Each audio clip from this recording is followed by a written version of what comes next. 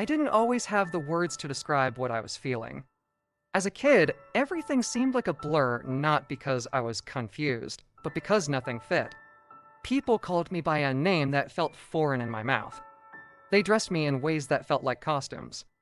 They said things like, "You ray becoming a young man," or "such a pretty girl," and each time, something inside me flinched.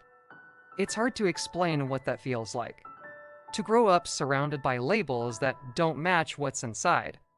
You try to ignore it, you try to adjust, to perform, to make others comfortable because that's what you're taught to do.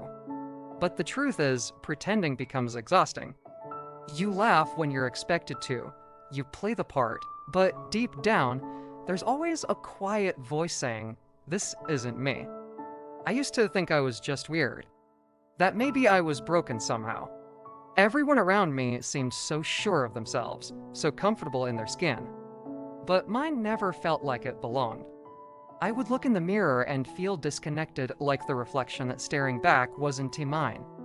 Like I was borrowing someone else's face. It took years before I heard the word transgender.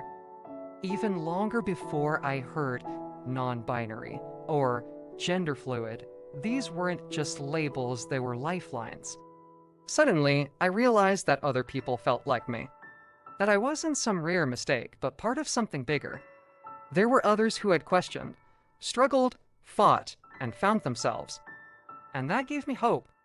Coming to terms with your gender identity isn't a straight line. It's messy. Some days, you feel powerful, like you're finally becoming who you really are. Other days, you feel like a ghost, invisible to the world or judged for simply existing. There's fear, especially when you speak your truth for the first time. You worry how your family will react. Your friends. Strangers on the street. Will they understand?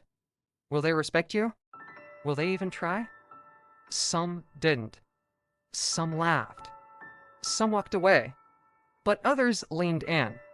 They asked questions, listened, supported. And it was in those moments, those small, quiet acts of love that I found strength. Because when someone sees you, really sees you, without needing to change or fix you, it's everything. I've learned that gender isn't something you owe to anyone. It's not about making others comfortable or fitting into neat categories. It's about finding your truth, even if it scares people, even if it scares you. And once you do, the world doesn't magically become easier, but it becomes more honest. I still get misgendered. I still have days where I feel like hiding. But I also have days where I walk with my head high. Where I hear someone call me by the right name, the right pronouns, and it feels like music. Where I meet others on the same journey, and we don't even need to speak to understand each other. Just a glance, a smile, a nod. That's the thing. Identity isn't about perfection. It's about alignment. It's about waking up and feeling closer to yourself than you did yesterday. It's a process, a becoming. And for me, it's a kind of freedom I never thought I'd feel. So if you're out there, questioning, scared, or lost, please know you are not alone. Your experience is valid. Your identity is yours to define. Take your time. Protect your peace. Find your people. And never let anyone convince you that who you are is too much, too confusing, or not real. You are real. You are enough. Exactly as you are.